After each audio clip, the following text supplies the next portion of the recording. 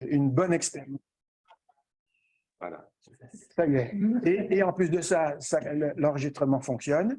Donc, vous savez que vous êtes enregistrés, mesdemoiselles. J'accepte. Et elles vont d'abord se présenter sur leur CV ou leur activité. Et puis, deuxièmement, elles vont vous raconter un petit peu les tenants et aboutissants de leur métier et de ce qu'elles font dans le quotidien, puisque c'est leur métier pratiquement depuis quelques années. Laquelle commence à parler? C'est moi. Anissa. À toi, Anissa.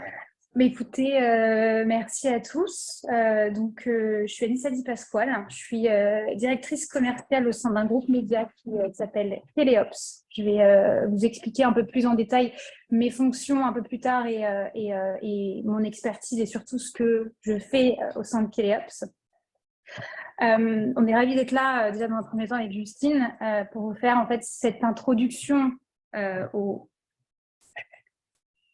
Je crois que ça a déconnecté. Ah, c'est appuyé sur un truc. Vas-y, continue. Non, ça va déconnecter. Vous entendez? Voilà, c'est bon. Très bien, alors je reprends. Donc, on est ravis d'être là pour vous faire cette introduction au marketing digital et surtout aux enjeux auxquels nous sommes confrontés chaque jour. Alors, rapidement, je vais vous faire peut-être une définition, pour moi, ce qu'est aujourd'hui le marketing digital. C'est tout simplement comment vendre sur Internet aujourd'hui. Et notre expertise à nous, c'est surtout en fait dans le B2C. Il faut comprendre quelque chose, c'est que dans notre milieu, tout va très vite. Ça, c'est une chose que moi, j'ai appris déjà quand j'étais à l'école. J'ai été formée dans une école de commerce qui s'appelle Digital College. Ce fut une des premières écoles d'ailleurs qui s'est créée en se disant formateur uniquement des métiers du digital. Déjà, à mon époque, on était une promo d'une vingtaine d'étudiants. Aujourd'hui, ils sont plus de 4000 avec je crois qu'ils ont plusieurs campus en France et à l'étranger. C'est vraiment pour dire comment le marketing aujourd'hui, comment le milieu du marketing digital est en plein essor. Et surtout, c'est un milieu et surtout des métiers qui séduisent beaucoup les jeunes. On voit beaucoup. Aujourd'hui, moi, dans mon équipe, on a une moyenne d'âge qui est à peu près de 28 ans. La plupart de mes collaborateurs sous-jacents ont 28 ans. Et dans cette école, en fait, moi, ce qui m'a beaucoup plu et beaucoup appris, c'est que je n'avais pas de professeur. Je n'avais que des formateurs qui étaient donc déjà acteurs du marketing digital. J'ai pu notamment côtoyer au quotidien des personnes qui travaillaient chez Facebook, chez Google, chez Amazon, même chez Cdiscount. Donc, ils m'ont appris en réalité que dans ce milieu, ce qui peut être vrai et performant aujourd'hui pour acquérir un nouveau client sur Internet, toujours, peut être totalement dépassé dans 3 mois. C'est une notion qui est hyper importante chez nous. Il faut toujours être actif, il faut toujours réaliser des benchmarks et surtout avoir un œil attentif sur ce que font les autres, ce que font mes concurrents, ce que font mes partenaires. C'est une notion qui m'a beaucoup servi dès ma première expérience, donc là où on s'est rencontrés avec Justine, où donc on a fait nos premières armes dans le milieu du marketing digital, dans ce qu'on appelle l'affiliation d'une société qui est d'ailleurs leader sur ce point, qui est Ewin. Je vais vous expliquer ce que c'est dans le marketing digital, l'affiliation. N'hésitez surtout pas, si vous avez des questions, à m'arrêter. On est là pour ça.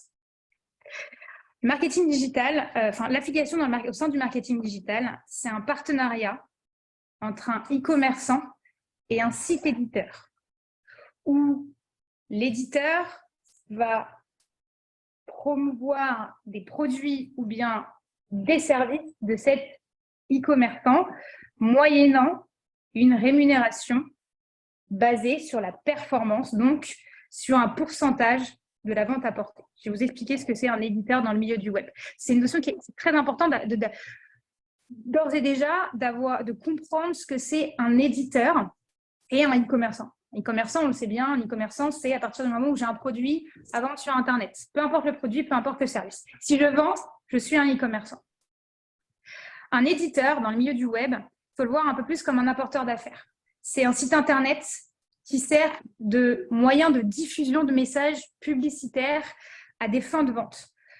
Je vais vous donner un exemple. Moi, imaginons, j'ai un site internet qui s'appelle robottondeuse.com, inforobotondeuse.com. Je vais parler d'un modèle de robot de chez Bosch, par exemple. Je vais faire un article sur mon site internet. Je vais parler d'un modèle du robot tondeuse de chez Bosch, le M730. Voilà. Et je vais donner l'information à mes lecteurs que ce robot-là, je vais vous expliquer les caractéristiques, pourquoi il peut être très bien dans votre cas si vous avez, par exemple, uniquement 2000 m² de terrain. Je vais vous expliquer donc pourquoi celui-ci est intéressant pour vous. Et je vais inclure sur mon site internet, je vais vous donner le message que ce robot tondeuse est disponible chez Cdiscount en incluant donc, ce qu'on appelle un CPA, un bouton donc, qui va rediriger vers le site Cdiscount sur la fiche marchand. Et si derrière, vous êtes sur mon site, vous passez par ce lien pour acheter ce produit chez Cdiscount, si vous l'achetez, si vous allez au bout donc, du tunnel d'achat, je gagne 10% de la vente. C'est une notion, la notion site éditeur, elle est très large. Parfois, c'est assez difficile d'avoir la nuance entre éditeur et e-commerçant, mais vraiment, un éditeur ne vend rien. Un éditeur est un diffuseur de messages. Je vais donner quelques exemples de diffuseurs de messages, enfin, des sites éditeurs. On a par exemple un média. Le Figaro, Le Monde est un site éditeur. On a ce qu'on appelle les sites de bons plans. Les sites de bons plans, c'est par exemple si moi j'avais un site de bons plans, les bons plans de Anissa. Et tous les jours, je diffusais des bons plans à ma communauté que j'aurais déniché sur tous les sites possibles et inimaginables d'e-commerce en France. On a les sites de bons de réduction. Il y a beaucoup de sites aujourd'hui qu'on trouve sur Internet qui s'appellent bonsderéduction.com, etc. Ça arrive très souvent dans un parcours d'achat. Un client qui souhaite s'acheter une paire de chaussures sur, par exemple, le site de chez André, un de ses premiers réflexes, ça va être sur Google, bon de réduction André. Il va tomber sur ces sites-là. Tu vas lui donner ou non un bon de réduction s'il y en a disponible. Les influenceurs. Donc souvent les influenceurs, bien prendre la nuance, un influenceur est une personne morale qui va avoir des réseaux sociaux avec une communauté moyenne ou très grosse et qui va parler en son nom à sa communauté pour également diffuser un message publicitaire. Là, c'est un influenceur. Il y a les comparateurs. Les comparateurs, par exemple, on trouve énormément de comparateurs de banques en ligne aujourd'hui sur Internet qui vont vous proposer quelle banque et selon ce que vous avez besoin, selon ce que vous souhaitez avoir, si vous souhaitez avoir une banque physique ou alors avoir uniquement une banque en ligne. On va vous proposer, donc on va comparer les banques. Et on a aussi ce qu'on appelle les emailers, donc la partie emailing. J'ai une base emailing car je suis le site Le Monde, par exemple. Donc j'ai une newsletter. Et donc sur ma base d'emailers, je vais envoyer des messages d'e-commerçants partenaires afin que ma base emailing puisse donc de un recevoir les messages de mes partenaires et de deux potentiellement cliquer et générer des ventes. Le but, c'est toujours de cliquer et de générer des ventes pour ses partenaires. Alors, quand vous étiez chez Awin, oui. Vous aviez à votre disposition combien de ces éditeurs, recommandeurs, promoteurs, etc. On en avait un réseau de quelle ordre de grandeur? Alors, dans l'Europe entière, on était sur plus de 3 millions. Et en France, on était à peu près à 600 000 sites éditeurs. Et ça grossit chaque jour. Et ça grossit chaque jour. Chaque jour, il y a des personnes qui sont dédiées à aller recruter ces nouveaux sites éditeurs. Et donc, chaque jour, on a des nouveaux sites éditeurs qui viennent rejoindre le réseau d'éditeurs. C'est ça. C'est hyper pertinent et intéressant à bien prendre en compte que l'affiliation, c'est comme un réseau virtuel de potentiels apporteurs d'affaires. Et c'est pareil, par exemple, pour les e-commerçants. Dès qu'on vend un produit ou un service sur Internet, on peut faire de l'affiliation. Nous, on est experts dans le B2C, mais je sais qu'il y a des e-commerçants type, par exemple, Xcode, qui est une assurance 100% pro, qui font beaucoup d'affiliation. Je ne saurais pas vous expliquer pourquoi, parce que ce n'est pas mon expertise, mais il y a des possibilités aussi en ce sens. D'accord. En B2B à ce moment-là. En B2B, D'accord. exactement. Et en fait, il y a une multitude de façons de mettre en place ce type de partenariat selon le produit. Quand je vous détaillais un peu ce qu'était l'affiliation, on parlait d'une rémunération sur une base de pourcentage de CA. Mais on peut également être sur un coût fixe. Si je ramène un client, par exemple, moi je suis site éditeur, je suis un site de bon plan. Je vais expliquer à mon audience qu'aujourd'hui, il y a une promotion sur un abonnement téléphonique chez SFR. Là, on va parler donc de lead. Par exemple, donc, si j'apporte un lead, si quelqu'un ouvre une ligne téléphonique chez SFR grâce à mon bon plan, je vais avoir un coût fixe, je vais débloquer peut-être, par exemple, 30 €. On est donc là sur le CPL. Et pour pouvoir en fait suivre tout ça, comment on va savoir en fait que c'est moi qui ai apporté l'affaire? CPL, c'est le coût par Le lead. coût par lead, très important. Et si par exemple on parle d'un pourcentage, là on est sur du CPA, coût par action. Et en fait, il est important au milieu de tout ça, il y a bien évidemment une technologie. Il y a un outil de tracking qui va en fait se conceptualiser par ce qu'on appelle une plateforme d'affiliation. Donc, Ewin, là où on travaillait avec Justine, c'était une plateforme d'affiliation. Et aujourd'hui, si on veut se lancer dans l'affiliation, donc j'ai un produit, je le vends sur Internet, j'ai un site marchand, je m'adresse surtout donc, dans notre cas à une cible B2C, il est indispensable d'avoir comme partenaire et comme plateforme d'affiliation une plateforme telle qu'Ewin, parce que dans un premier temps, surtout, elle va offrir le réseau. Comme on le disait tout à l'heure, il y a plus de 600 000 sites qui sont déjà inscrits sur la plateforme, qui vont potentiellement pouvoir diffuser mon message publicitaire à une audience large ou moins large, et qui, de plus est, il y en a tous les jours des nouveaux. En fait, c'est cette plateforme qui va me permettre à moi, site éditeur, donc comme je disais tout à l'heure, meilleurtondeuse.com, être mis en relation avec des sites e-commerçants tels que Cdiscount. Donc finalement, il y a 3 types d'acteurs, les e-commerçants, oui, les éditeurs qui sont plusieurs réseau, centaines de mille dans un coin, qui sont des recommandeurs ou des apporteurs d'affaires. Et puis, il y a la plateforme Ewin qui est le moyen de mettre tout ce monde-là en réseau et en communication. Exactement. Et à faire payer des gens, au passage.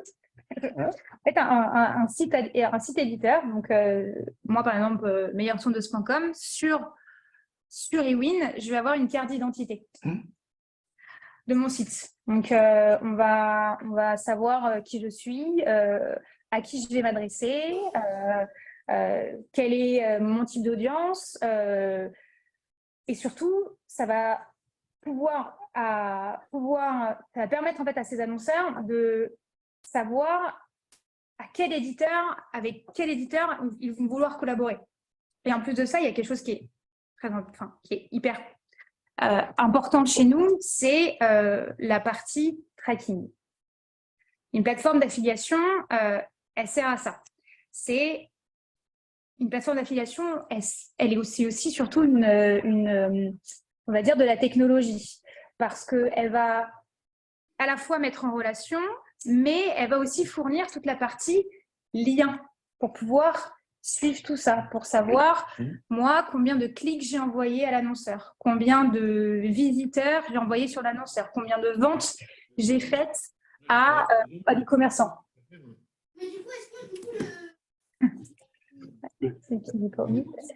Donc, c'est... Il est tout le monde en off, là. Donc, oui, je sais pas par contre, je ne sais pas où on fait. Non, rien. C'est peut-être dans mute à gauche, là, oui, là. Ah oui, mais il a cherché. Non, c'est au centre. Bon. Non, on te laisse faire. Allez-y. Continue, vas-y. Ouais. Et c'est également très important pour l'e-commerçant également. Parce que la vision de l'e-commerçant, il va pouvoir voir en fait quel site éditeur lui rapporte le plus de clients, avec qui ça ne marche pas, etc. Et c'est toujours basé sur la performance. Dans le milieu du marketing digital, le levier d'affiliation, donc le levier d'acquisition de nouveaux clients qui est l'affiliation, on va toujours parler, on va le définir comme étant un levier win-win. Très important. Je suis un e-commerçant, je vais rémunérer la personne qui a diffusé mon message publicitaire qu'à partir du moment où j'ai gagné un client. Très important. Chez Win, donc nous, on était account manager. Mon rôle, c'était notamment donc d'accompagner les e-commerçants. Souvent, d'ailleurs, étaient très gros. J'avais dans mon portefeuille donc, Cdiscount, qui aujourd'hui est le plus gros programme d'affiliation en France. J'avais Red by SFR ou encore Samsung. D'accord. Christine, toi, tu avais Qui est-ce que tu avais comme... Moi, j'ai géré des clients comme Fnac. En fait, ça peut être très aléatoire. Il y a tout un type de portefeuille de clients. Donc, j'ai autant pu gérer des campagnes comme Sport 2000, Bouygues Immobilier Patrimoine, Fnac Darty. Donc, c'est très aléatoire. Et la taille des sites e-commerçants varie aussi. Donc, on peut avoir des très gros sites comme des sites moins importants. Et en fait, chez Win, il y a une spécificité qui est, en fait, on peut avoir un account manager qui vient gérer les campagnes pour eux, pour les gros sites, et une partie où en fait la plateforme est disponible en self-service et le client, enfin l'annonceur, le e-commerçant, vient lui-même en fait faire un petit peu sa tambouille et choisir ses éditeurs un petit peu de son côté. D'accord. Voilà. Et nous, notre rôle, c'était d'accompagner ces e-commerçants dans toute leur stratégie d'affiliation. On suivait au quotidien les statistiques, on les analysait. On en ressortait donc bien évidemment des améliorations, des recommandations. C'était également gérer des budgets à plus de 6 chiffres chaque mois, décider chez quel éditeur, donc quel site on allait mettre plus de budget, car c'est celui-ci qui avait à ce moment-là le plus de capacité à promouvoir au mieux les offres du client. Et donc, garantir à notre e-commerçant meilleur retour sur investissement possible. D'accord. Donc, en termes de financier, il y a le e-commerçant, les centaines de milliers d'éditeurs qui, eux, se font payer, oui. Et puis la plateforme d'affiliation qui, elle, se fait payer au chiffre d'affaires. En fait, la plateforme, elle va prendre une commission sur ce que gagne le site éditeur. Ouais. Et c'est pour ça qu'Anita parlait de partenariat win-win. C'est qu'en fait, tout le monde sera gagnant ou tout le monde perdant. Comme le e-commerçant, en fait, il ne payera que si l'éditeur lui rapporte une vente. Nous, plateforme d'affiliation, on touchera une commission que s'il y a eu une vente. C'est dans l'intérêt de tout le monde de trouver les bons sites apporteurs d'affaires, les bons éditeurs, pour générer une vente. Et pour en fait une marque, un e-commerçant, l'affiliation, c'est un des leviers les plus rentables dans le mix du marketing digital. Pourquoi ? Parce qu'il ne paye que s'il y a du résultat. Et si en fait, on fait un test sur un site éditeur, ça ne fonctionne pas, c'est pas grave parce qu'il ne payera pas puisque ça n'aura rien rapporté. D'accord. Et vous, en tant que account manager ou gestionnaire d'un client e-commerçant, vous, grâce au petit tracking de la plateforme, vous repérez les circuits efficaces ou les éditeurs efficaces et vous réorientez le e-commerçant vers ceux qui apparaissent pour lui comme étant les meilleurs et vous corrigez en temps réel. Alors, temps réel, c'est quoi? C'est toutes les semaines, toutes les 15 jours? Ça va dépendre si le partenariat est gros ou pas. Plus un partenariat va être gros, plus l'offre du client va être importante, plus on va le surveiller vraiment au jour le jour, parce que nous, on récupère les stats en temps réel. Donc, nous, s'il y a une vente… réel, c'est à la journée? Non, 5 minutes. À la minute. Ouais. Si vous êtes passé par un lien d'un éditeur et que vous avez donc acheté, moi, sur ma plateforme, je vais avoir l'information qui va remonter au bout de 5 minutes. Donc, on le sait très rapidement. Et c'est là où est l'intérêt aussi d'une plateforme d'affiliation, c'est que comme il y a une multitude de sites e-commerçants, on a aussi de la visibilité sur ce que les autres font, sur ce qui marche et sur ce qui n'a pas marché. Et donc aussi, on gagne du temps forcément dans la mise en place des partenariats et on a plus de visibilité sur ce qui est pertinent ou pas de mettre en place. Donc, c'est pour ça que quand on veut travailler en affiliation, en tout cas, je conseillerais toujours de passer via une plateforme. Il y en a d'autres, il n'y a pas que Ewin. On parle d'Ewin parce que c'est là où on a travaillé. Il y en a d'autres. Et oui, et en fait, chaque site e-commerçant aura sa propre plateforme, mais un site éditeur peut être présent sur plusieurs plateformes d'affiliation forcément. Mais pour clôturer sur la partie affiliation, nous, on recommandera toujours, peu importe la taille de l'e-commerçant, d'y aller, de tester.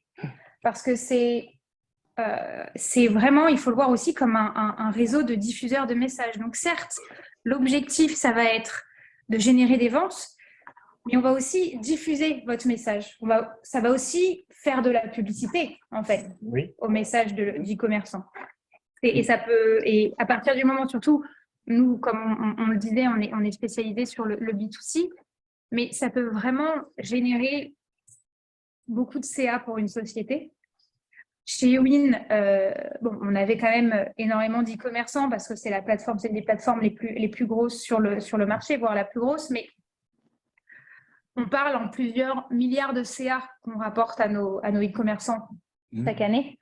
C'est conséquent. D'accord. Voilà. Alors, j'ai vu sur le site de Ewin qu'ils avaient une offre pour des PME. Oui, c'est ça. Alors, racontez-nous, parce que pour l'instant, vos clients, c'était de très grandes entreprises, des e-commerçants de très grande taille. Alors, nous, notre association, elle a comme clientèle, entre guillemets, des startups et des gens qui commencent, qui sont en petite entreprise, souvent à moins d'1 million d'affaires. Est-ce que l'affiliation peut être intéressante aussi pour une start-up ou pour une petite entreprise? C'est ce dont je parlais tout à l'heure, c'est la partie un peu en self-service. Donc, c'est-à-dire qu'il n'y aura pas d'account manager dédié puisque les volumes seront moins importants. Mais par contre, il y aura un accès à cette plateforme. Alors, il y a un coût. En tout cas, je parle juste au nom d'Ewin, mais je sais qu'il y a un coût d'entrée pour accéder à cette plateforme-là.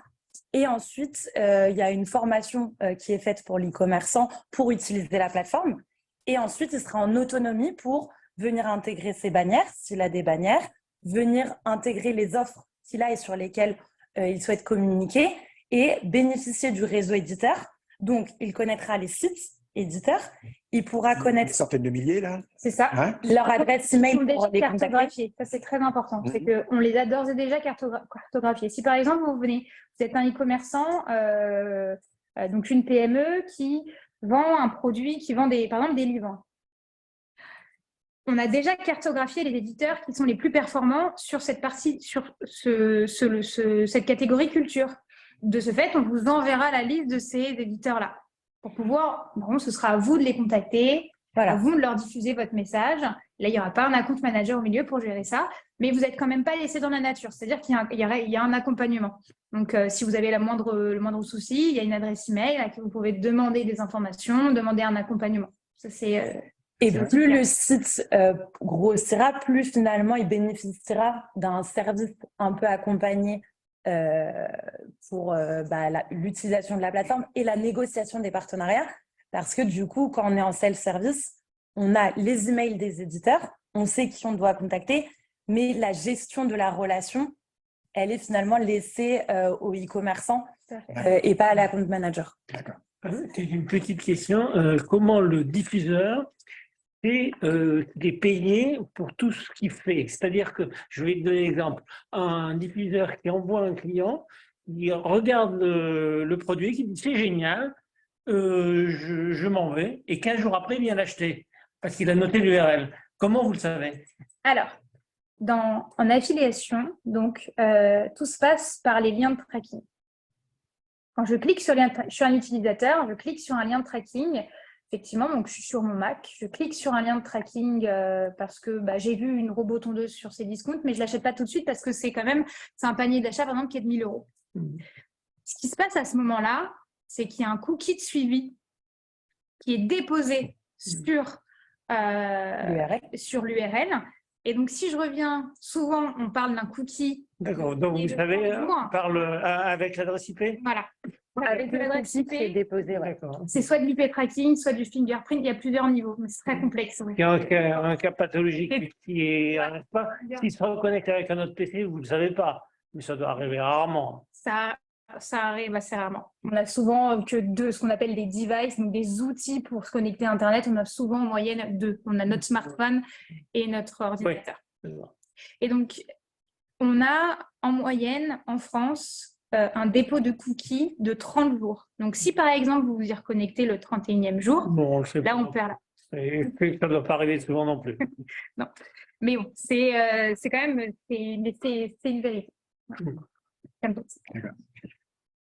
Alors, on arrive à la fin de la première phase qui est relative à Voilà, à l'affiliation. l'affiliation. qui a été- Est-ce que, soit dans la salle, soit à distance, il y a des questions sur cet aspect d'affiliation? Oui?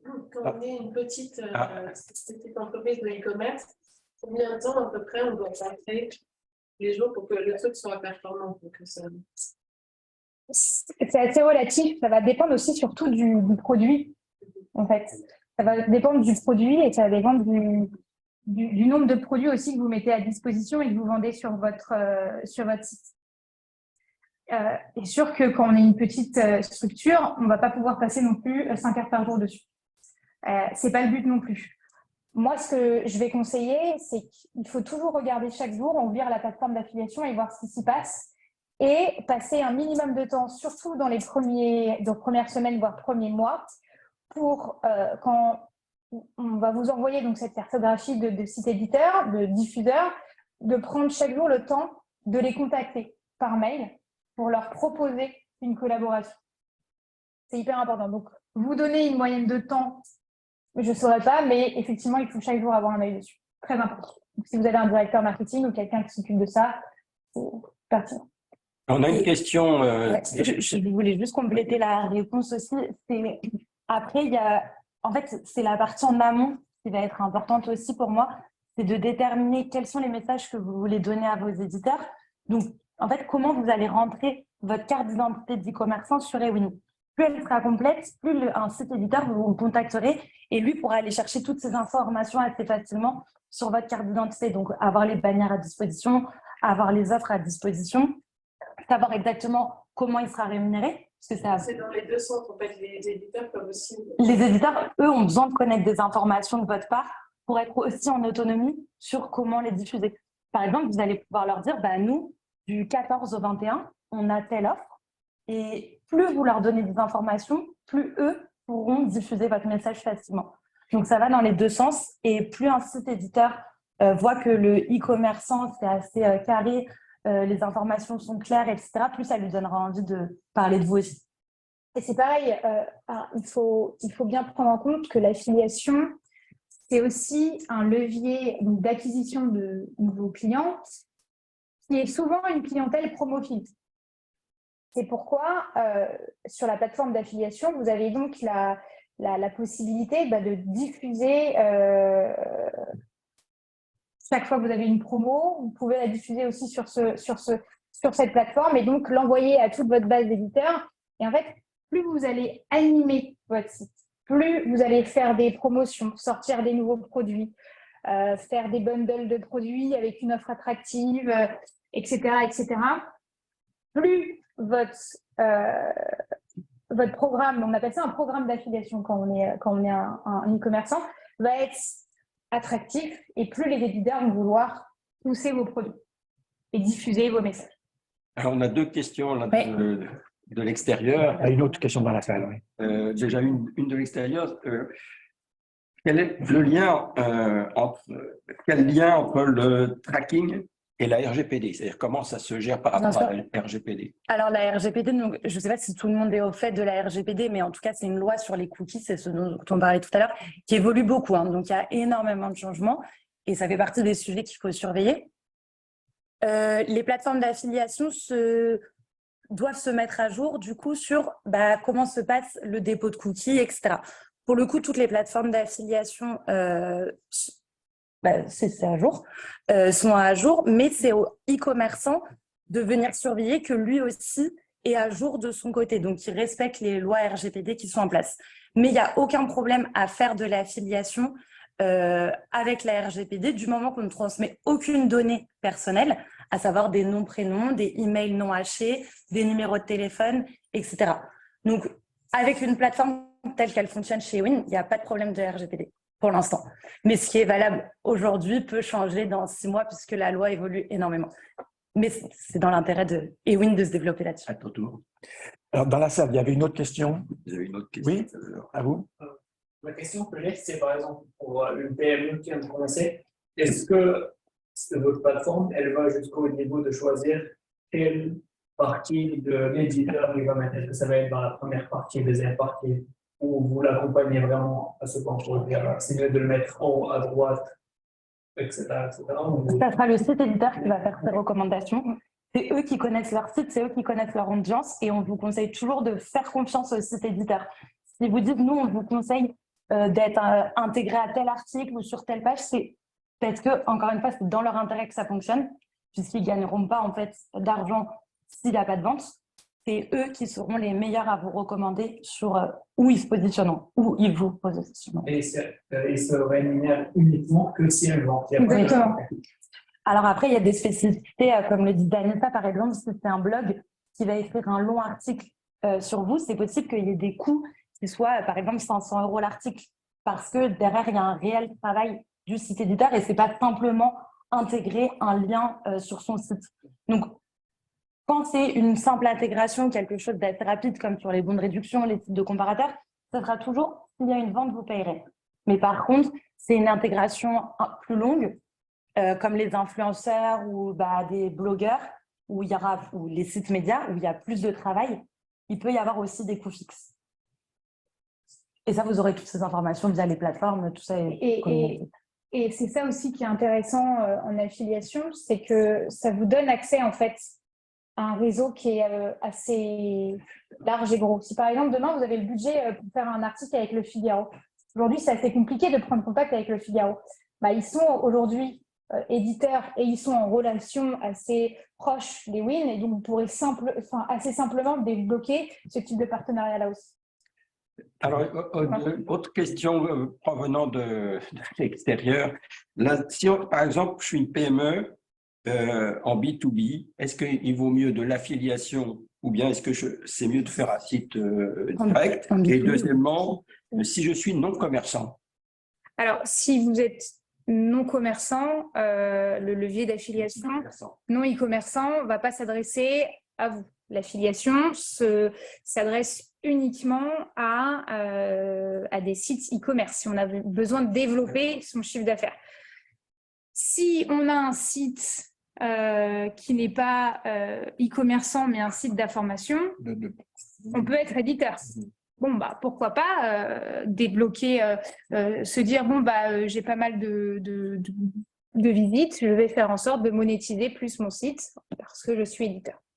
Après, il y a aussi la partie lead. Je ne sais pas ce qu'il entend par site non e-commerçant, mais par exemple, quand moi je travaillais pour Bouygues Immobilier Patrimoine, l'idée n'était pas que les gens achètent en ligne l'appartement, mais c'était que en fait, les internautes remplissent un formulaire de contact, formulaire qui était immédiatement envoyé aux commerciaux, et c'était ensuite les commerciaux qui faisaient leur travail pour que les personnes achètent in fine. Donc ça, c'est aussi une autre façon de fonctionner, c'est qu'il y a la vente ou le lead, donc remplissage de formulaire. J'aimerais bien juste clarifier par rapport à ça, exactement. Et on prend un exemple par rapport à pour qu'on puisse entendre à l'extérieur. On m'entend là? C'est bon? Ok. La clarification, c'est pour comprendre. Je suis aujourd'hui une PME, je design de meubles et j'ai un site marchand parce qu'on peut acheter chez moi en ligne. Quand on parle de marketing digital, c'est très vaste. Le programme d'affiliation, si je comprends bien, est très puissant. Oui. Est-ce que vous pouvez nous expliquer quels sont les préalables pour que ça fonctionne bien? Et pour prendre cet exemple, je suis designer de meubles, j'ai un site où on peut cliquer pour commander éventuellement. Qu'est-ce qui fait la pertinence dans ma stratégie marketing? Parce que tous les canaux ne sont pas bons, je fais plutôt du luxe. Comment ça fonctionnerait? Quels sont les préalables pour que vos marketing digital fonctionnent bien avec un programme d'affiliation? Alors, déjà, vous avez un site e-commerce. Déjà, c'est très bien. En affiliation, pourquoi ça peut être pertinent pour votre activité? Parce que ça va vous donner accès à un réseau de sites éditeurs. Comme on le disait, notamment nous chez Win, on en avait plus de 600 000 en France, qui sont effectivement cartographiés. On a donc aujourd'hui, bien évidemment, des sites éditeurs qui vont, comme je disais, parler de culture, mais on va aussi avoir des sites éditeurs dans le luxe, par exemple. On a chez Win, je sais que par exemple, il y a tout le groupe LVMH. Et là, vous s'adressez bien évidemment à une audience dans le luxe. C'est pour ça que ça peut être intéressant dans votre modèle, parce que là, vous allez aller chercher non pas de la quantité, mais on est d'accord, de la qualité. Et surtout, je veux savoir qu'est-ce que je dois préparer. Oui, c'est les prérequis. Alors, les prérequis chez vous, ce que vous allez devoir avoir, c'est créer. Est-ce qu'aujourd'hui vous diffusez, vous faites du marketing digital? Est-ce que vous avez des bannières publicitaires? C'est pour ça que je vous dis, marketing digital, c'est tellement vaste. Si vous avez des bannières publicitaires en affiliation, ça sert. Si vous avez un planning promotionnel, par Pour exemple. l'instant, non, on est sur Instagram. Voilà.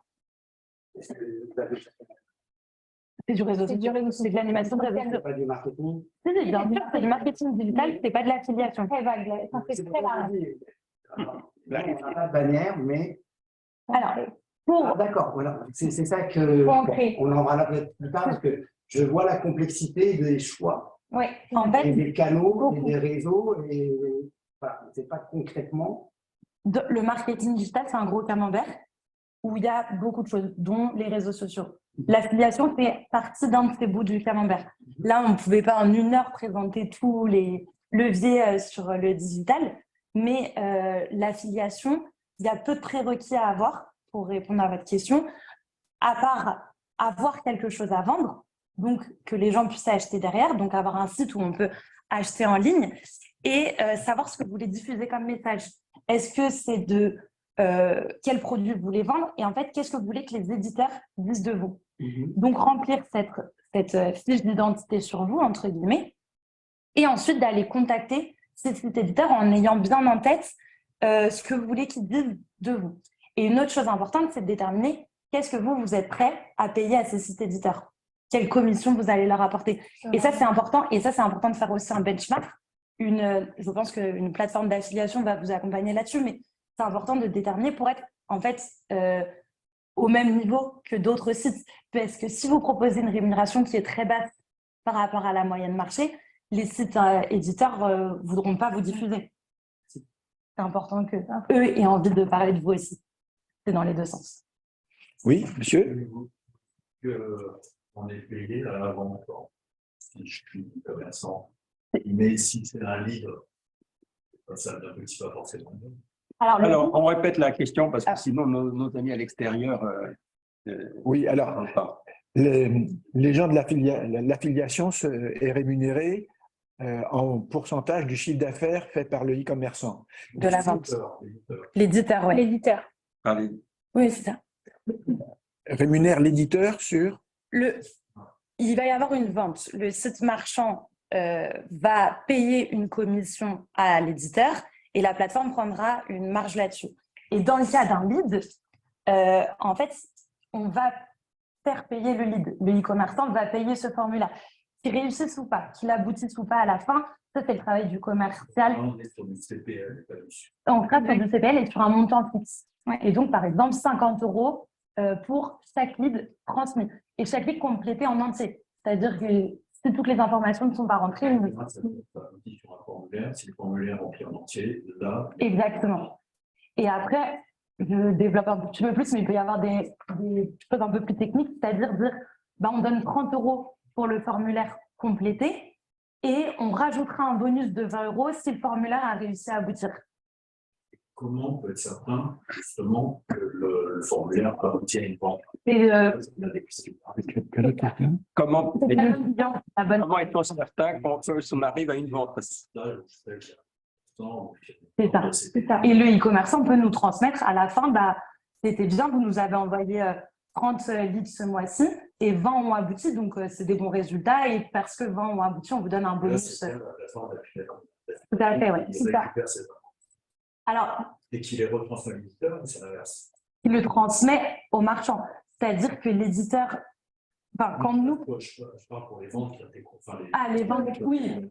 Oui, c'est nous, plateforme d'affiliation, qui renverront l'argent s'il y a au site éditeur. C'est le site éditeur qu'on récompense. Souvent, en fait, on est très intermédiaire bancaire et on a fait beaucoup de comptes dans nos ça facilite en fait la partie facturation de l'e-commerçant. Parce qu'on va pouvoir travailler avec une cinquantaine d'éditeurs, mais on va avoir qu'une facture à la fin du mois. C'est la facture avec la plateforme. Est-ce que sur la plateforme, on peut se benchmarker, enfin, vous parliez de, voilà, offrir un tarif compétitif, les plateformes donnent des sortes d'ordres. Oui, alors en amont, je pense que vous aurez une personne en fait qui pourra vous donner des fourchettes où se situe la concurrence par rapport à votre site. Plus vous aurez un accompagnement par un account manager, plus forcément on peut même avoir ce type d'infos au mois, donc avoir vraiment une analyse complète. Mais je sais que pour les self-service, ils donnent aussi ce type d'informations parce que c'est dans l'intérêt de la plateforme que ça fonctionne. Le account manager, c'est à partir de quel chiffre d'affaires? Quel chiffre d'affaires pour le compte manager? Il faut que vous, cet e-commerçant, vous rapportez à la plateforme un minimum de 5 000 € par mois. Okay. La plateforme gagne 5 000 €. La plateforme se rémunère et un pourcentage en fait du pourcentage du chiffre d'affaires de l'éditeur. La commission Exactement. Qui a un pourcentage Exactement. du chiffre d'affaires. Exactement. Et tu as une idée du coût d'entrée? Le coût d'entrée, si je me souviens bien, donc il y a un ticket d'entrée pour ouvrir son programme et je crois qu'on était à peu près 1 000 €. Je crois que c'était autour de 1 000 €, non? J'aurais dit 2000. 2000. L'ordre de grandeur, c'est celui-là. Pas très compliqué Et à puis, ça savoir. varie, en fait, vous pouvez négocier. Tout se négocie. Donc, vous pouvez négocier les tickets d'entrée, quoi qu'il arrive. Enfin, Et le pourcentage, en général, c'est 10% ou C'est très aléatoire selon les marchands. ça varie? Honnêtement, ça peut aller de 3 à 18%. C'est Ça très dépend de la aléatoire. marge, je suppose ou... Ça va dépendre de la marque du client, de ce que lui est prêt à offrir, et ça va dépendre en fait de la compétition et du nombre de marchands qu'il y a sur cette activité. Plus il va y avoir de la concurrence, plus il va falloir donner le tarif le plus attractif au site éditeur pour qu'il puisse nous prioriser dans ses communications. c'est pareil pour le lead, d'ailleurs. Il y a une espèce de Non, parce que Oui, mais là, vous avez le choix final. C'est vous qui vous avez le choix final dans tous les cas. Si vous décidez, l'éditeur, il peut ne pas te diffuser. oui, l'éditeur, il peut ne pas vous diffuser, mais si vous souhaitez donner maximum, excusez-moi, mais moi, ma marge max, j'ai fait mes coûts, etc., je peux Mais ils donner que peuvent, 6%. Oui, ça va dépendre. La seule différence avec Google AdWords, c'est que là, c'est une relation en réel et en direct. Et donc, il y a la marge qui joue, mais il y a la sympathie qui jouera toujours aussi. Et c'est important. Nous, à Account Manager, on n'aimait pas parler à des personnes qui n'étaient pas agréables et les sites éditeurs qui n'étaient pas très sympas. On fait tout. Une question, c'est est-ce qu'on a un ordre de grandeur de la marge de l'affiliation, du coût de l'affiliation par rapport à ce que l'on paye au... La plateforme, en moyenne, une plateforme d'affiliation prendra un minimum entre à peu près 10-15%. 10-15% de la marge. De la commission, ouais. Mais c'est pareil, c'est variable en fait. Et puis il y a tout l'intérêt de l'affiliation, c'est ça. Oui, c'est que plus on va rapporter d'argent, la plateforme fera évidemment plus d'argent. Donc en fait, c'est comme je le disais, c'est vraiment un partenariat win-win. Alors, il y avait juste une question, mais je crois que vous allez l'aborder après. La dernière, sur l'affiliation, qu'on puisse passer au chapitre suivant, s'il vous plaît. Je crois que c'était affiliation contre comparateur. Ouais. Vous allez l'aborder après? Non. Non. C'était quelle est la différence? Comment on peut... quelle est la différence entre affiliation et comparateur? Un comparateur est un site affilié, un site éditeur. Un comparateur est un site éditeur. Un comparateur fait de l'affiliation. Aujourd'hui, par exemple, comme tout le monde connaît le site Meilleur Taux fait de l'affiliation. Il va comparer les assurances, il va comparer aussi les crédits, etc., etc. C'est un site d'affiliation qui fait de l'affiliation. D'accord. Bon. On passe à la suite. Voilà, on tourne une page et Ouais. on passe à la deuxième phase. Vas-y, à toi. Alors, très bien. Donc, comme on disait dans l'affiliation, on est en contact avec une multitude d'acteurs du web. Il y a nos clients, il y a les agences de publicité, et donc il y a également les sites médias, les sites éditeurs. Donc moi, dans le cadre de ces activités-là, j'ai rencontré mon employeur actuel qui est Kéléops. Je suis directrice commerciale au sein du groupe Kéléops. Kéléops, c'est le premier groupe média en France sur la verticale high-tech. On détient donc des sites médias qui sont 01net, Presse Citron, Journal du Geek ou encore iPhone.fr. Aujourd'hui, nous, notre métier, c'est de rendre simple les choses parfois compliquées, notamment dans l'univers de la tech. Et quand je parle de tech, on englobe avec nos médias tout un ensemble. On va parler certes de smartphones, de PC, de l'univers Apple, mais aussi de l'automobile, de la science, du monde de la start-up, de la fintech et même du cinéma. On crée et on développe des sites médias grand public. Grosso modo, on est un groupe de presse des temps modernes qui comptabilise 20 millions de visiteurs uniques. Je vais vous expliquer ce que c'est des visiteurs uniques. Avant, on quantifiait en fait les groupes médias par le nombre de journaux vendus. Aujourd'hui, sur le digital, on compte en nombre de visiteurs uniques par mois. Ça s'étale sur 30 jours. Si je vais visiter un site média une fois, même voire 4 fois, je vais compter pour une voix.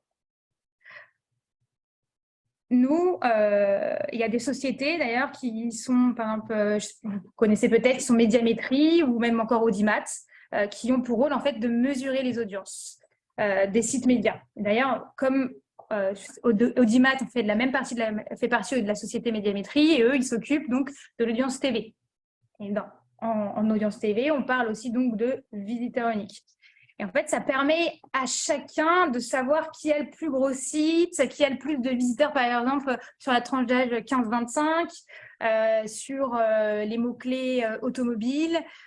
Et ça nous permet, en fait, à nous, de récupérer cette info-là, de savoir comment on est le plus gros et surtout, derrière, bien évidemment, de faire le meilleur des bénéfices.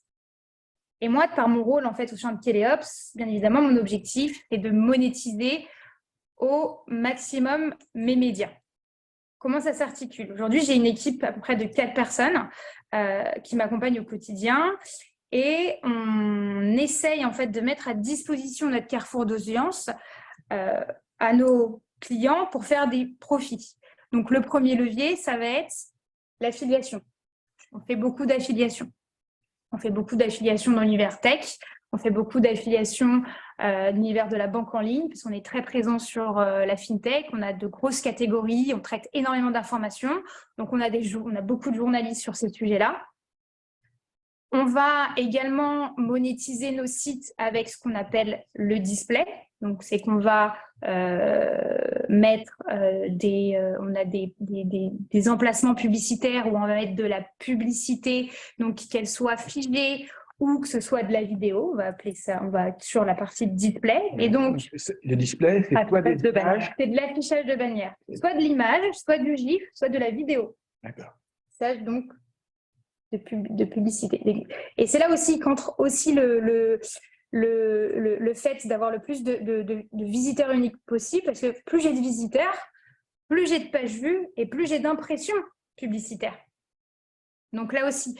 Et moi, en fait, dans la partie display, ce qu'on réalise avec mon équipe, c'est qu'on est au contact donc d'agences de publicité, de clients en direct, type Samsung ou même encore Apple, qui, eux, vont nous acheter des impressions. On va me dire, Anissa, j'ai un budget de 10 000 €.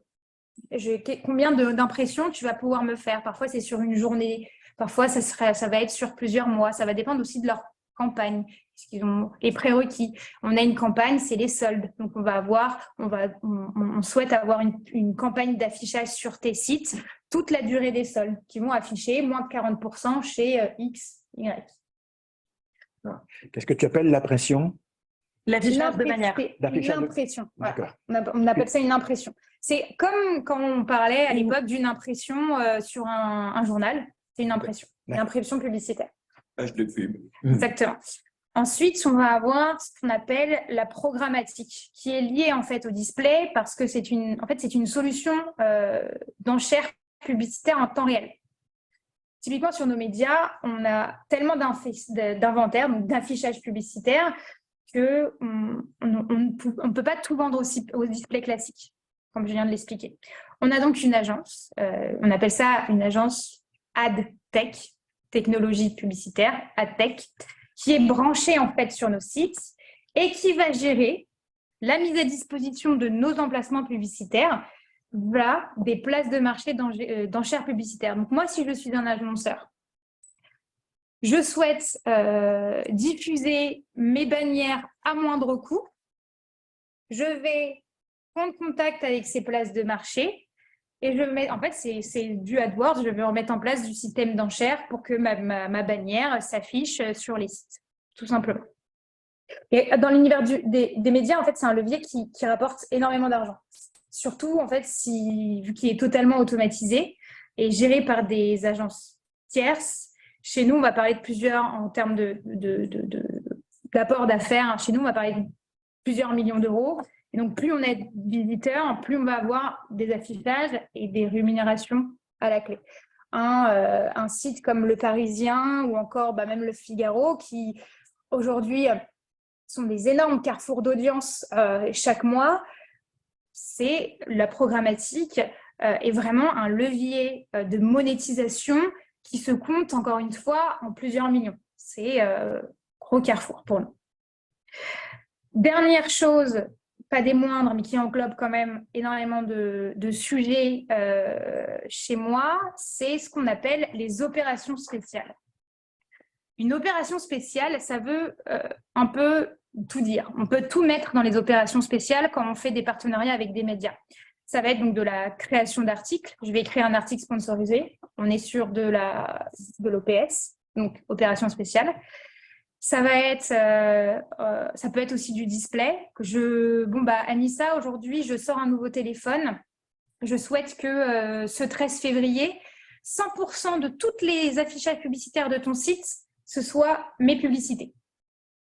Ça va être également de la production de vidéos. Donc nous, on produit également, on a notre propre agence de production vidéo au sein de notre société, au sein de nos médias. On va produire des vidéos pour promouvoir ou pour parler des nouveaux produits de nos marchands ou bien faire des tests, des prises en main des produits. Et également, depuis peu, il y a un produit, on va dire, qui commence à émerger et qui est phare chez tous les médias et chez les gros e-commerçants. C'est le live shopping. C'est le live shopping qui revient de très loin parce qu'on se souvient tous du télé-shopping des années 90. Aujourd'hui, en fait, c'est pareil.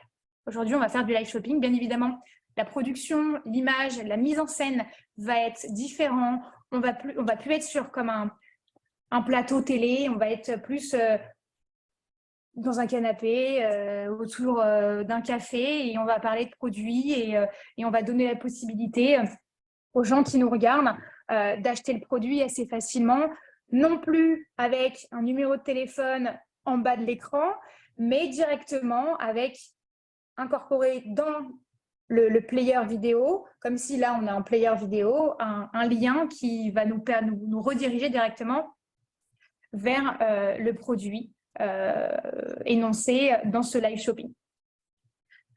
Aujourd'hui, comment nous on diffuse ces live shopping et comment aussi on diffuse les productions vidéo qu'on fait pour nos partenaires et pour nos clients, c'est qu'on a qui dit média, dit également une grosse présence sur les réseaux sociaux. On a plus de 4 millions de followers confondus sur nos Twitter, nos Instagram, nos Facebook. Ça nous permet vraiment d'avoir énormément une vraie audience. Et on va systématiquement, lorsqu'on va par exemple publier un article sur nos sites, on va aussi le dupliquer et le publier sur nos réseaux sociaux. Bien évidemment, pour donner un peu plus de portée. Et plus on est gros, et plus on a une part de voix, et donc plus en fait les e-commerçants ou les annonceurs, tous les partenaires souhaitent travailler avec nous, que ce soit les petits ou les gros. Dernièrement, moi je travaille aussi beaucoup avec le milieu de la start-up, parce que sur un de mes sites qui s'appelle Presse Citron, la verticale start-up et la catégorie start-up est très développée. On travaille ce sujet-là depuis à peu près 2009. Et on a été d'ailleurs longtemps en concurrence avec un autre média qui est spécialisé dans le milieu de la start-up, qui est Madines.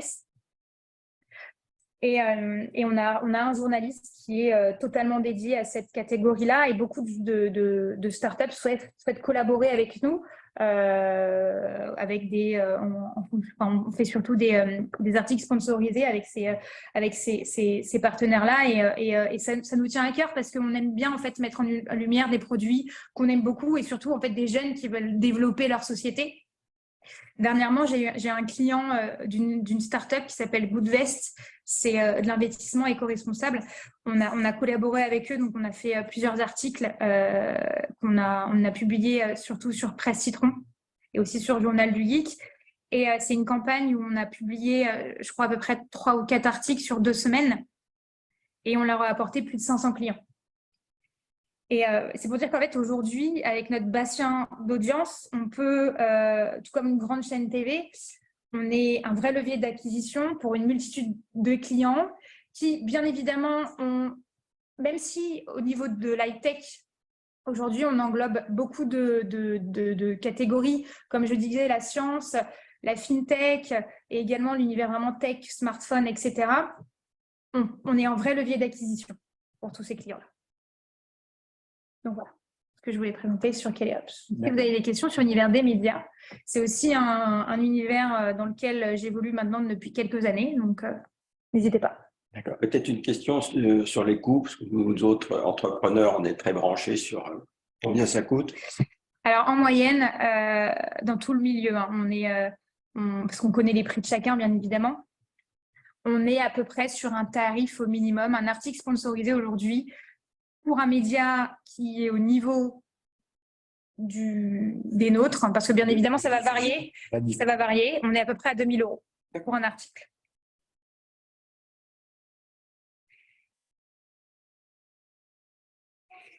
Et alors, oui. Et pour un article, vous touchez combien de personnes? Ça va dépendre en fait. Alors, combien de personnes par article? Voilà, je répète la question pour nos amis qui n'en ont pas forcément. En fait, ça va vraiment dépendre du produit et de la manière et quand on va le poster. Après, c'est notre expertise aussi. On est expert dans la façon d'écrire et dans la faculté à faire en sorte qu'un article soit dans Discovery. Donc, au minimum, on assure toujours 7000 lecteurs. Au minimum. Y a-t-il des questions à distance? Pas pour l'instant. Pas pour l'instant. On arrête là pour les plans médias et on passe au retargeting. Retargeting, exactement. Donc là, c'est dans le camembert du marketing digital, c'est donc un nouveau levier, c'est le retargeting. Donc c'est là où je travaille depuis plus d'1 an maintenant. Donc la société s'appelle RTB House. Donc c'est une entreprise polonaise qui a été fondée en 2012. Peut-être que vous connaissez plus le nom des concurrents qui est Criteo. Et donc je vais vous expliquer ce qu'on fait après. Nous, les bureaux, ils ont été ouverts à Paris en 2018, donc c'est assez récent. Et j'emploie les mêmes fonctions que chez Ewin. Je suis account manager, donc je gère un portefeuille de clients avec des marques comme Fnac, Maison du Monde, Kiabi. Les secteurs d'activité sont très variés. On peut travailler pour tout type de annonceurs, donc de clients. Je vais vous expliquer donc, ce qui est simplement le retargeting. Donc, on va prendre un exemple assez concret. Vous êtes un internaute lambda. Vous vous rendez sur le site de Sephora parce que vous avez repéré un produit. Donc, vous regardez le parfum en question, vous le mettez dans votre panier. Mais finalement, vous ne décidez pas tout de suite à acheter le produit. Peut-être vous n'avez pas votre carte bleue sur le moment. Vous fermez la page. Et donc, grâce au lien de tracking dont on parlait tout à l'heure, nous, on sait que vous êtes allé repérer ce produit. Et un jour, donc quand je dis nous, je parle RTB House. Un jour, vous retournez sur Internet et là, vous voulez faire des madeleines. Vous allez sur le site de Marmiton et vous allez avoir une bannière qui va s'afficher, qui va vous proposer, comme par hasard, le produit Sephora, donc le parfum. Et là, vous vous dites, ah bah tiens, c'est le bon moment, je vais en profiter, j'ai un peu de temps devant moi et je finis par l'acheter. Et RTB House va donc savoir que grâce à l'affichage de sa bannière, une vente a été réalisée pour le client Sephora. Donc ça, c'est comment fonctionne le retargeting. Grâce au fait que subrepticement, on lui a rappelé que peut-être il avait été intéressé par ce genre de choses et que finalement, il va se laisser tenter. Donc, ce que nous, on n'apprécie pas forcément en tant qu'internaute, on a l'impression de se sentir un petit peu épié par ces marques. Finalement, pour les e-commerçants, ça performe très bien. Et c'est quelque chose qui rapporte et c'est quelque chose qui est rentable, c'est une stratégie qui est rentable parce que nous, quand je dis nous, encore une fois, c'est au nom d'RTB House, on va travailler par rapport à la rentabilité souhaitée d'un client. Donc, un client va nous dire, moi, je veux faire du retargeting, j'ai une enveloppe mensuelle de 5 000 €, mais je souhaite avoir un ROI de 3 sur cette campagne, donc un retour sur investissement de 3 sur cette campagne de retargeting. Et nous, on va travailler dans ce sens. Et donc, on ne va pas envoyer des clics à tout va et faire de l'affichage de bannières à tout hasard. On a une technologie qui est un algorithme qui est très puissant et qui va en fait savoir véritablement à qui on doit montrer cette publicité. Et donc, comme notre ciblage, il est performant, on arrive à apporter une réelle rentabilité aux marques. Donc, on parlait tout à l'heure de quels sont les prérequis ou les coûts minimaux. Donc, prérequis, il faut avoir des bannières. Ça, c'est un indispensable. Là-dessus, les sociétés de retargeting peuvent venir en conseil sur les bannières, sur qu'est-ce qui est le mieux de faire, ou mettre les boutons venez cliquer ici ou acheter pour que ça fonctionne le mieux. Et nous, on a un budget minimum de 5 000 € par mois pour lancer une campagne et un minimum de 30 000 visiteurs uniques sur site. Avant ça, si on a moins que ça, le bassin d'audience que nous, on pourra aller cibler d'internautes va être trop réduit. Et ensuite, pour tout ce qui est partie tracking, c'est nous qui nous en occupons. Le client n'a rien à faire à part nous donner un URL de redirection. Et ça, c'est nous qui nous en occupons. Et donc, pour les clients qui ont moins de 30 000 visiteurs uniques, il y a d'autres types de campagnes qui peuvent exister via RTB House. Donc, on va faire du retargeting, c'est notre cœur de métier. Mais en fait, on va aussi venir travailler des campagnes de nouveau trafic, faire amener du trafic sur site, qu'on viendra ensuite travailler avec une campagne de retargeting plus tard. Et on va avoir aussi des campagnes pour les internautes qui sont dormants. Des internautes où on sait qu'ils sont venus sur le site il y a 6 mois, soit qui n'ont pas racheté, soit qui ne sont plus revenus dessus. Et nous, on va venir retravailler cette audience-là. Et on va même aller plus loin en travaillant des campagnes de notoriété, donc simplement en diffusant des jolies bannières sur votre marque pour faire découvrir la marque. Donc voilà, c'est… Ah oui, donc quelqu'un qui a vu un produit Sephora, on va lui présenter Sephora en général simplement parce que c'est quelque chose auquel il est sensible. Et si on travaille en campagne… On retient la sensibilité, quoi. Alors, si on travaille dans une campagne de retargeting, on travaillera uniquement de l'achat et donc on ira vraiment chercher l'achat. L'achat, on ne va pas aller le chercher avec une bannière un peu jolie. On va aller le chercher en lui présentant le produit. Alors après, nous, on va travailler les bannières pour qu'elles soient plus jolies, qu'elles s'intègrent le mieux au site. Mais par contre, si on vient travailler des campagnes de notoriété qui vient en complément d'une campagne de retargeting ou tout seul, mais ce n'est pas la même campagne parce que ce n'est pas les mêmes objectifs. On va pouvoir aller diffuser des messages publicitaires qui vont être plutôt de la notoriété et donc de l'image de marque que de l'achat pur. Mais à bien prendre en compte que ce n'est pas les mêmes KPI. Une campagne de retargeting, on est d'accord pour le travailler à la rentabilité et donc au ROI. Une campagne de visibilité et de notoriété, on ne le travaillera pas sur un retour sur investissement. Un forfait. Voilà. Globalement, c'est ça, j'ai un peu résumé puisqu'on était un peu en manque de temps. Voilà. Mais si vous avez des questions pour compléter, il y a pas de problème. Et donc finalement, avec ces 3 outils, affiliation, plan média et retargeting, ces 3 outils-là qui sont complémentaires des trucs classiques du genre animation de réseaux sociaux. C'est complémentaire en effet. Et après, chaque entreprise, chaque e-commerçant va avoir plus d'intérêt à aller vers un levier plutôt qu'un autre parce que ça a un coût d'ouvrir tous ces leviers-là. On ne dit pas forcément qu'il faut être présent partout. Il faut réfléchir là où c'est le plus pertinent, là où l'audience du site e-commerçant est le plus présent et ce qui correspond le mieux aux services ou aux produits vendus par une marque et ce qu'il a la possibilité de faire. Parce que, par exemple, pour faire du retargeting, c'est un indispensable d'avoir des bannières. Tout le monde ne peut pas avoir des bannières. Donc, alors après, nous, on fait les bannières, on peut les faire aussi. C'est juste que ça a un coût. Mais par exemple, il y a des indispensables qui sont avoir un flux produit, avoir à disposition dans un fichier Excel tous les produits vendus par le marchand. Ça, c'est des choses qui sont un petit peu techniques et qu'il est nécessaire d'avoir. Et surtout, en retargeting, il faut avoir une base de visiteurs unique qui est quand même assez conséquente. 30 000. D'accord. Alors qu'en affiliation, on peut le travailler, on peut travailler l'affiliation et se développer sur ce levier-là bien avant, dès le début, presque. Y a-t-il des questions? Je suis juste curieux sur la technologie. Ouais, de RCBA. Je sais que le retargeting fonctionne. Et j'en ai un peu fait l'effet, parce que le jour où j'ai acheté un livre sur le crocodile à ma belle-mère, je ne peux pas vous dire combien je déteste tous ceux qui me rappellent ma belle-mère. Mais j'ai appris qu'il faut maintenant effacer les cookies, etc. Mais ça reste longtemps. Hein. Si vous les effacez, non. Donc ma question, là, je discute parfois avec ma femme, je parle du sujet, on va faire une recherche, on se demande si on n'a pas une écoute. On écoute nos téléphones pour avoir entendu en parler.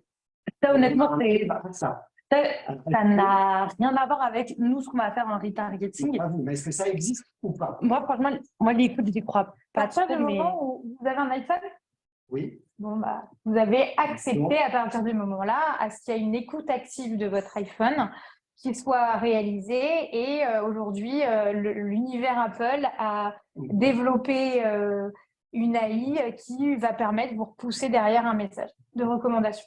Mais à partir du moment où vous avez… pas en communication que le téléphone est juste présent. Donc, Ouais. il y a bien un décodage de ce qu'on peut dire. C'est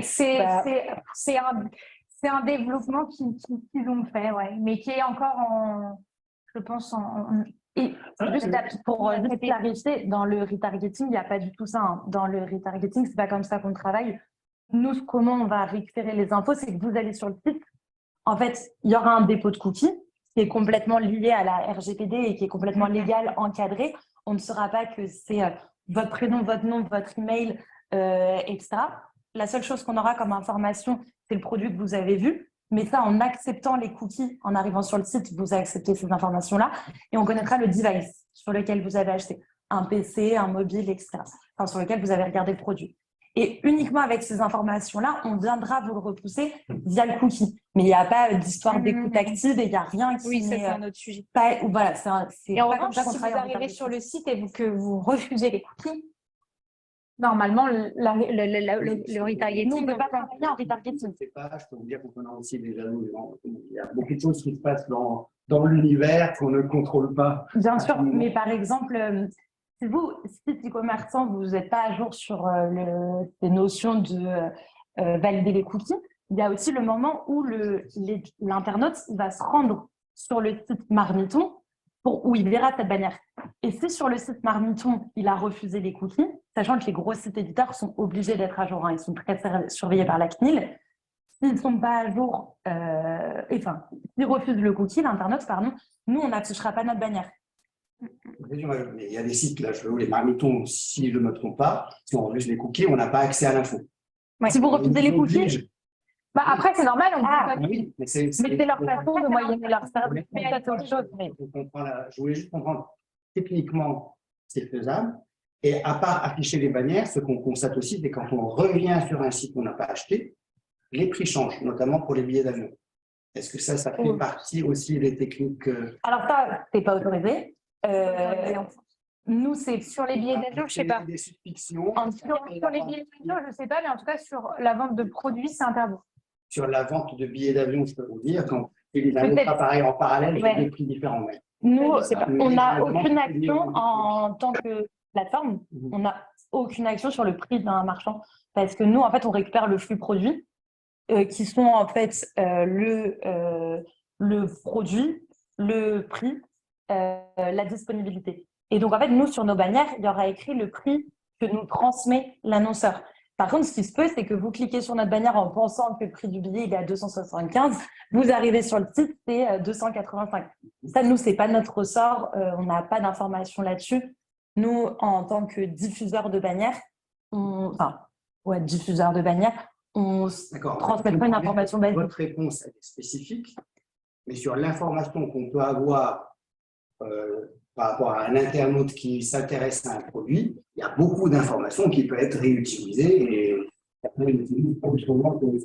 bien sûr, ouais. Mais ça, c'est, je pense, le marchand directement qui gère en fait cette façon-là de travailler. Et nous, en fait, on est un peu comme chez Win, on est là et on récupère les données que le client nous donne, on les rend visibles aux internautes et ça dépend aussi dans quel niveau de traitement du RGPD ils sont aussi.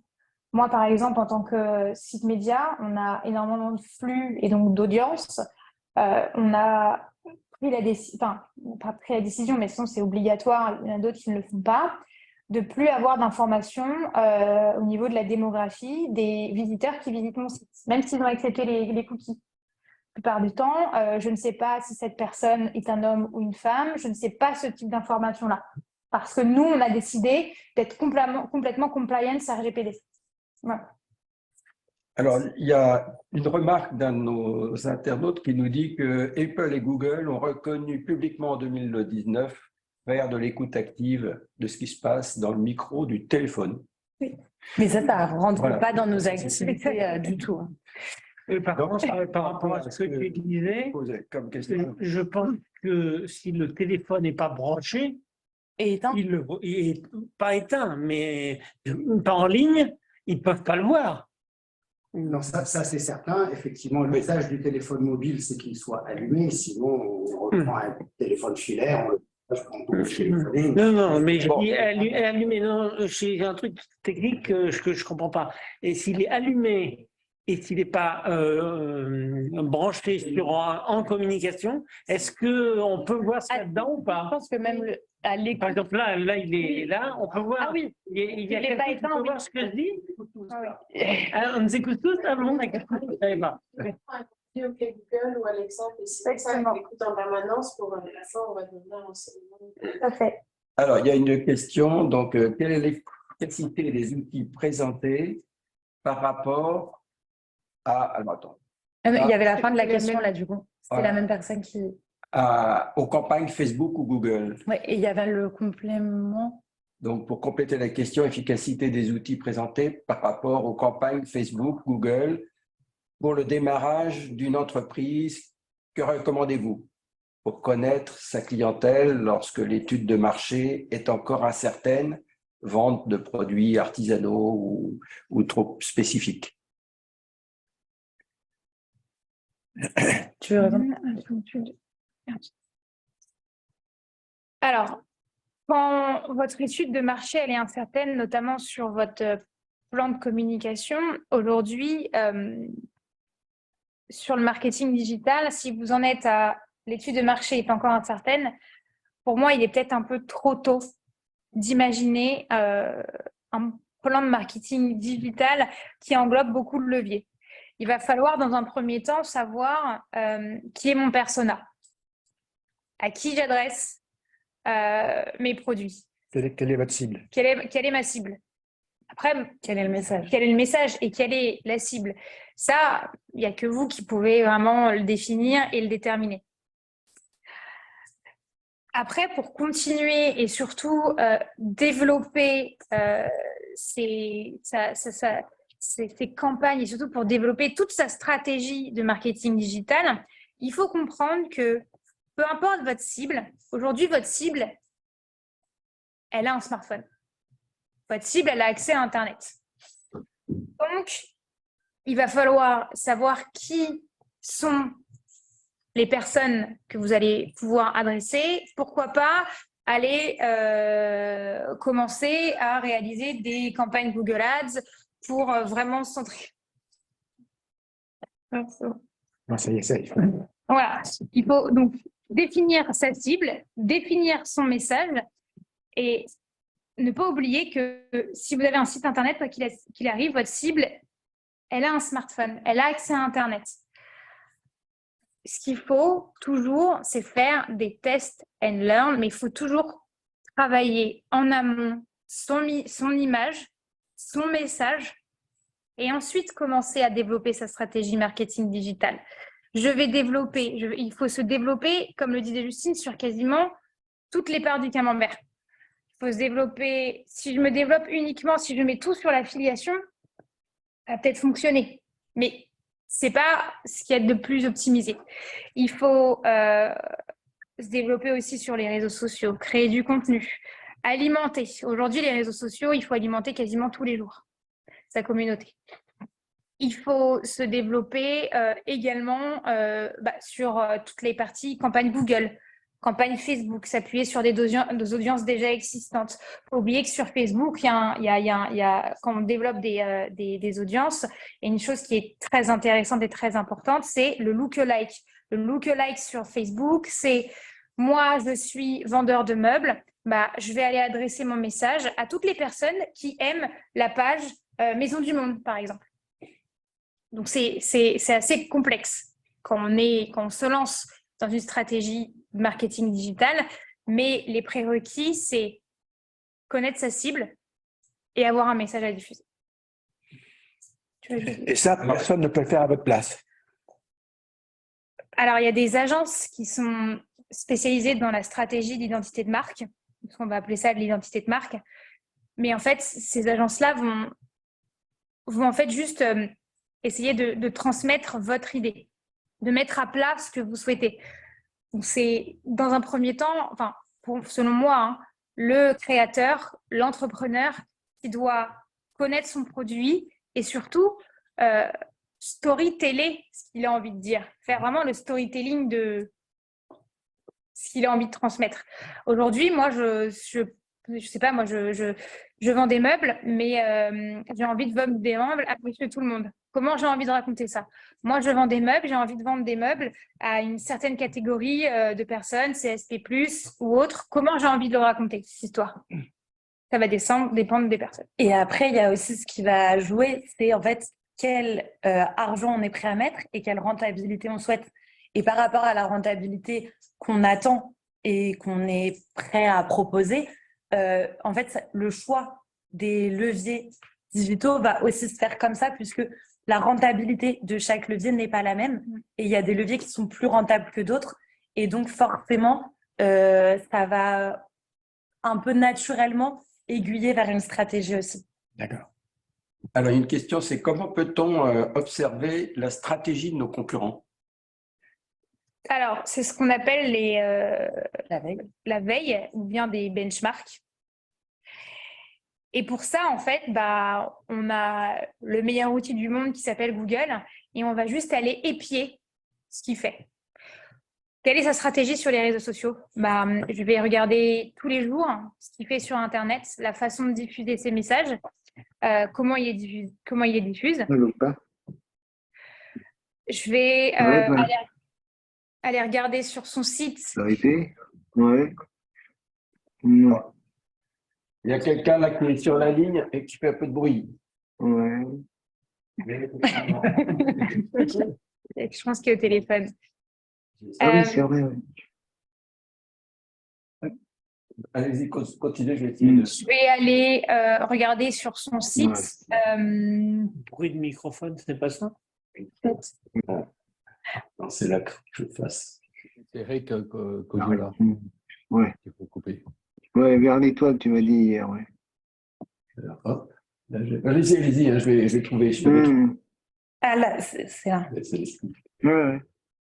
Mais Je vais épier ses réseaux sociaux.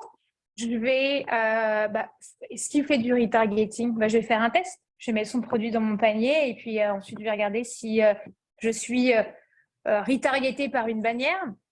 Est-ce qu'il fait de l'affiliation?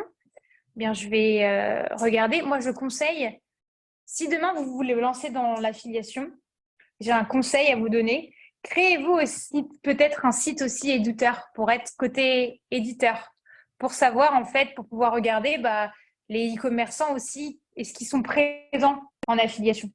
Ça, je vais le voir en étant côté éditeur, en étant un e-commerce, en étant présent en tant qu'éditeur. On va pouvoir regarder en fait par des benchmarks comment il est présent aussi sur Google Ads. Je vais regarder aussi sur Google Trends quels sont les mots-clés qui va peut-être le plus acheter. Ce type de choses. Et après, il y a un outil aussi qui est utile. Alors, il y a une version gratuite où il y a peu d'informations, mais il y a une version payante, je ne peux pas vous dire les coûts. C'est un outil qui s'appelle SimilarWeb et en fait, qui permet de venir analyser un site Internet. Donc, en fait, c'est tout simple. On rentre le site Internet qu'on veut aller regarder et on va avoir énormément d'informations. On va savoir qui emmène le plus de trafic vers ce site et le site e-commerçant, vers quel site il va emmener du trafic. Et ça nous permet de voir en fait, si par exemple on voit un site internet, beaucoup de trafic vient de Presse Citron, on va se dire peut-être qu'il travaille beaucoup en partenariat via des articles avec Presse Citron. Et donc c'est assez pratique pour… Alors là par contre, il faut d'abord connaître ses concurrents, il faut d'abord connaître qui ils sont, mais ça permet de venir les analyser un peu plus dans le détail. Et on a la possibilité de voir sur ce site combien de sites les internautes vont regarder avant d'atterrir sur le site e-commerçant, etc. Donc, c'est un outil qui est pas mal. Et on a aussi, et cet outil-là aussi permet aussi, ne serait-ce de savoir combien de personnes, combien de visiteurs uniques vont sur ce site e-commerçant par jour, par mois, pardon. Ça permet aussi de se comparer. Oui, data. Moi, je suis à 5 millions ou 300 000 par mois. Mon concurrent, il est à 500 000. Ça donne en fait un objectif de le Il y a énormément de data différentes parce qu'on va avoir le temps de session aussi, combien de temps une personne reste sur le site, combien de pages il a vu sur le site, etc. Donc ça permet le taux de rebond, savoir au bout de combien de temps il est sorti de mon site, du site en question.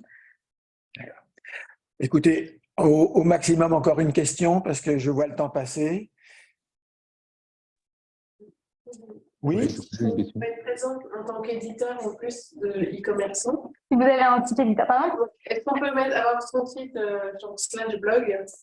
Ça marche? C'est pas nécessairement un site séparé. Déjà, si vous avez un e-commerçant et que vous avez un blog, c'est très bien comme stratégie. Et alors, oui, on n'a pas répondu à la question de l'efficacité des outils que vous avez présentés par rapport à une campagne Facebook ou Google. C'est plus sur le retargeting Facebook. Franchement, je n'ai pas la réponse parce que je n'ai jamais travaillé sur des campagnes Facebook Ads, ni sur des campagnes Google. Je pensais que c'était Facebook retargeting. Ouais, mais du coup, comme je n'ai pas travaillé là-dessus, je n'ai pas de comparaison. On peut pas comparer aujourd'hui, nous en tout cas de notre vision. Si on est un gros e-commerçant, lui, il va avoir la vision en fait de tous ces leviers, de tout le camembert. C'est celui qui me rapporte le plus d'argent, celui-ci, etc. Mais nous, ce qu'on peut dire, c'est que avec tous les e-commerçants avec lesquels on a travaillé, l'affiliation a toujours été le levier le plus rentable parce que je vais payer, en tant qu'e-commerçant, je vais payer uniquement si j'ai un CA minimum qui entre. D'accord. OK. Bon, écoutez, je crois qu'il est l'heure de clôturer notre intervention. On va remercier nos deux intervenantes, Anissa et Justine. Et on va se retrouver en tant qu'association sur une prochaine réunion qui a lieu le 13 mars. Je crois que ça. Le 13 mars, voilà. Et dont le thème est… Ce sera pour nos amis Le 13 mars, c'est pas nous, les créateurs, donc c'est. Voilà. Ah oui, les services que peuvent apporter les chambres de commerce et d'industrie. Voilà. 3 chambres de commerce qui sont présentes, dont Paris. Voilà. En vous remerciant tous. Et puis, pour ceux qui sont présents, ils ont droit à un petit pot. Voilà.